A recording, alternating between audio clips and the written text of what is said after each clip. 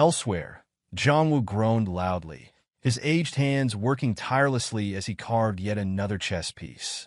Turning his head toward Yuri, he muttered complaints about the endless task before them, grumbling to himself that this surely counted as elder abuse. Yuri, looking just as worn with dark bags under her eyes, shared his irritation. She voiced her frustration, lamenting the lack of an end goal and questioning what Jinhyeok could possibly be thinking by demanding they make chess pieces infinitely. Yanawa, in stark contrast, appeared lively as she activated her magic infusion skill on the newly crafted pieces. Her upbeat tone dismissed their complaints, urging them to keep going. Though she too felt the exhaustion, she reminded them that Jinhyeok had ordered a minimum of 2,000 chess pieces, warning that crossing him was not an option. Packing the pieces into a box, she suggested they stay on Jinhyeok's good side while pushing them to hurry with their carving. Back on the battlefield, Jinhyeok mounted a horse and took up a spear, his confidence unwavering. His voice carried across the field as he taunted Muhan, calling him a pretentious loser unworthy of his acknowledgement. Muhan, visibly irritated, demanded clarification. Jinhyeok doubled down, accusing the third-floor boss of inflating his ego by defeating weaklings and questioning whether Muhan's inability to ascend was due to a lack of skill. The tower's boss monsters, like players, had the potential to expand their influence by ascending higher floors. Jinhyeok's words were a calculated provocation, designed to undermine Muhan's pride. Muhan laughed heartily, dismissing Jinhyeok's claims. He declared his strength and skill, stating that his decision to remain on the third floor was not due to weakness. Jinhyeok's calm response, reiterating that Muhan was stuck, only fueled the boss's ire. Rising to his full height, Muhan acknowledged the human's plan to disrupt his focus. A purplish lightning aura formed on his forehead as he vowed to demonstrate the insurmountable difference in their military strength and tactics. With a commanding voice, Muhan ordered the first battalion of 1,000 soldiers to advance. Jinhyeok observed from his horse, analyzing Muhan's approach. He noted the initial wave was a test of his response, designed to gauge his army's capabilities. Raising his spear, he activated the first chessboard, granting his army a 30% boost to attack and defense stats. His commands were swift and precise, directing pawns to advance 3 spaces while the first row prepared defenses. The chess soldiers moved with heavy, synchronized steps, their shields locking into formation as they activated steel endurance. The stone army clashed with the chess formation with overwhelming force, their shields battering relentlessly. Jinhyeok's steady commands urged his forces to hold their ground.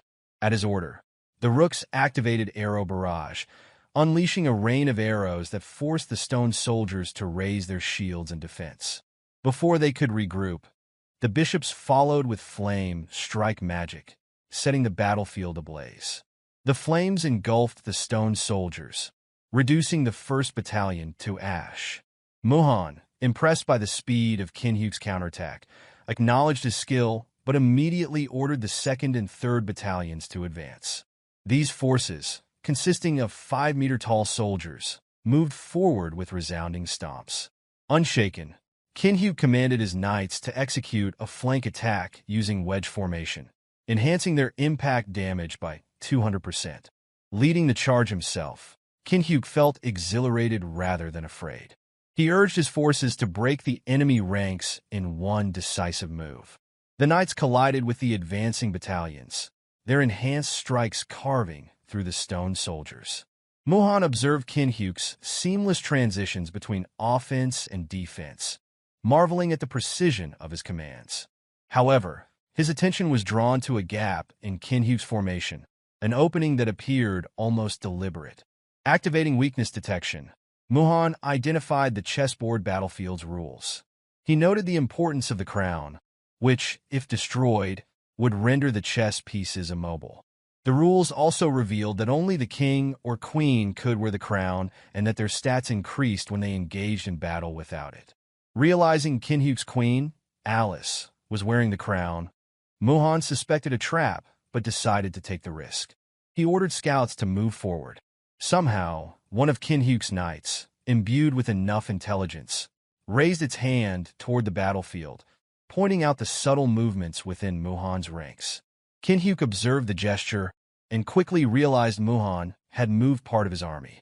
Analyzing the situation, Jinhyeok deduced that approximately 3,000 stone soldiers, including the formidable 15-meter-tall statues, were repositioning.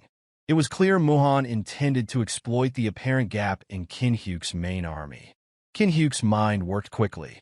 He instructed his forces to ignore the diversion and press forward, capitalizing on the weakened defenses caused by the enemy splitting its formation.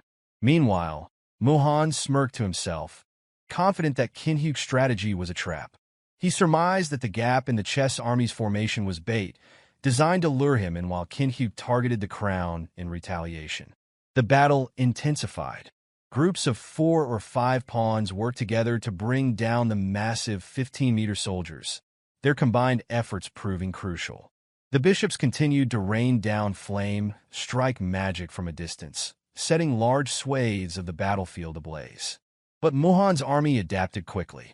The towering 50-meter stone soldiers entered the fray, grabbing smaller stone soldiers and hurling them with immense force toward the bishops, leaving destruction in their wake. Despite the chaos, Alice stood her ground at the rear of Jinhyeok's formation. Her magical powers surged, effortlessly repelling the ordinary stone soldiers who approached her. However, the 15-meter statues began to close in, encircling her position. From his vantage point, Muhan grinned, convinced he had won. As the 15-meter soldiers tightened their ranks around Alice, his thoughts echoed his confidence. It was over, he believed. Yet, Alice's expression betrayed nothing. Her face showed neither fear nor excitement. Instead, it carried only an air of profound boredom.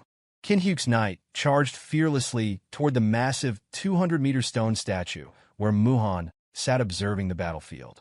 As the knight advanced, Muhan's voice rumbled across the chaos, acknowledging the effort it must have taken for Jinhyeok to make it this far with such a small number of troops. Jinhyeok dismissed the words without hesitation, pointing out that Muhan had intentionally opened a path for him. The realization dawned on Muhan. Jinhyeok knew it was a trap all along. Yet Muhan remained unfazed, confidently noting that Jinhyeok had left the crown with a seemingly frail girl while bringing only a handful of troops to face him directly. With a raised hand, Muhan summoned his magic, declaring the battle over. 2 new 200-meter statues materialized on the battlefield, the towering statue of David and the menacing Akuzma. These stone giants possessed intelligence, their booming voices echoing their disdain for humanity. Akuzma lamented the lack of worthy men in a world of suffering, while David expressed his distaste for humans with imperfect proportions. As the two statues entered the fray, Muhan noticed the smirk spreading across Jinhyeok's face. The defiance in that expression unsettled him, prompting him to question Jinhyeok's composure in such circumstances. Jinhyeok's confidence stemmed from the preparations he had made before the battle. Alice had voiced her concerns earlier, asking if he would be able to handle the situation alone. Her tone carried genuine worry, but Jinhyeok had brushed it off with a teasing remark. Alice had not hesitated to express her confidence in her abilities, despite being summoned in her diminutive form. She dismissed Muhan as an unworthy opponent and claimed she could handle the 10,000-strong army with ease. Her bold words solidified Jinhyeok's trust in her as the queen holding the crown on the chessboard battlefield. As the towering 15-meter statues attacked her position, Alice unleashed her blood magic. Summoning countless blood spears, she lashed out with fury, destroying anything that came into contact with the crimson projectiles. Her voice, sharp with disdain, decried the pests daring to lay their hands on her.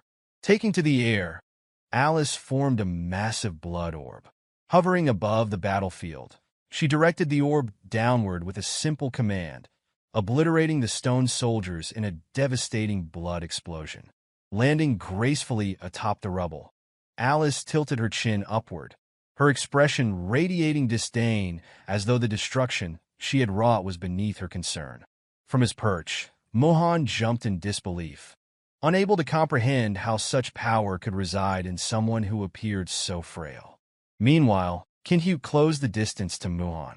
Mustering the power of his blood demon spirit, he infused his spear with its crimson energy. He murmured to himself that Muhan's fatal mistake had been assuming his battalion would eliminate the queen, allowing Jinhyeok to approach undisturbed. The spear's power intensified as Jinhyeok combined the crimson aura of blood demon spirit with the dark energy of the black leaf. The fusion triggered a deadly reaction, imbuing the spear with devastating effects: mental breakdown, continuous decay, damage, and the inability of targets to discern allies from enemies. Drawing his arm back like a bowstring, Jinhyeok hurled the spear with immense force.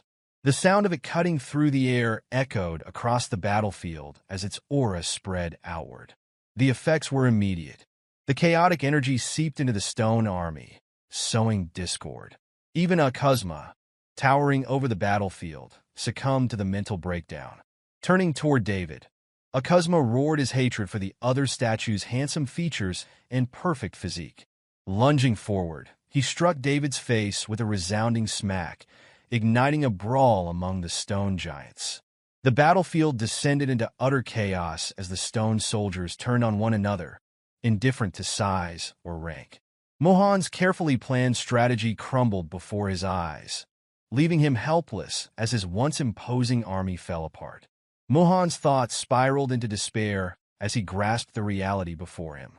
His entire army, his meticulous strategy, everything was unraveling because of a single human. Standing tall on his horse amidst the battlefield's chaos, Jinhyeok taunted Muhan, his tone sharp and cutting. His words dripped with provocation, daring the towering stone figure to act. Without hesitation, Jinhyeok summoned an icy wall behind the remaining 200-meter statue, blocking Muhan's escape.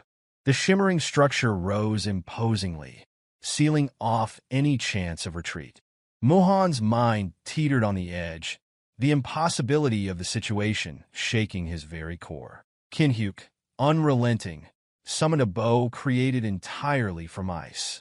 Its crystalline surface caught the faint light of the battlefield, radiating an aura of cold finality. His gaze bore into Muhan as he raised the weapon, challenging him with a piercing stare. Panicked, Muhan barked commands to the stone statue with flaming eyes, urging it to block Jinhyeok's advance. The towering figure responded immediately, forming a massive fist and slamming it down toward the human with earth-shaking force. The ground quaked from the impact, a deafening boom reverberating across the battlefield. Jinhyeok's horse was sent flying, but he deftly leaped from its back, evading the devastating blow. Hovering midair, Jinhyeok summoned the Spear of Light, a radiant manifestation of his mandala skill. His voice cut through the chaos as he remarked on Muhan's cowardice, accusing him of abandoning his responsibilities and fleeing in the face of defeat. The bow of ice shimmered as Jinhyeok knocked the Spear of Light, the two powers resonating in unison. A notification confirmed the synergy of ice sculpture and mandala, amplifying the attack strength. With unerring precision, Jinhyeok released the arrow. The Spear of Light tore through the stone statue's hand as it attempted to shield Muhan, its energy undeterred as it struck Muhan squarely in the back. Muhan let out a deafening scream as light burst forth from his eyes and mouth, towering over the battlefield in a radiant display. His immense form crumbled under the onslaught, the once imposing figure reduced to a mere pile of rubble. A notification rang out, confirming Muhan's fall. Another followed, announcing the opening of the tower's fourth floor. In Yanawa's workshop, the sound of her chair being smacked echoed as she celebrated, unable to contain her excitement at seeing the notification. Across the Olympus meeting, the gathered guild leaders sat in stunned silence, grappling with the reality that unknown had succeeded. Elsewhere, Teresa's face lit up with a joyous smile, pleased at the news of his victory.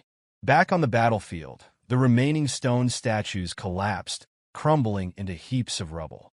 Amidst the ruins, Alice smiled brightly, her expression radiating satisfaction with her contractor's achievement. Jinhyeok, however, remained indifferent to the triumph. Having done this countless times before, the moment held no special significance to him. Scratching his face idly, he glanced at the notification, already planning his next move.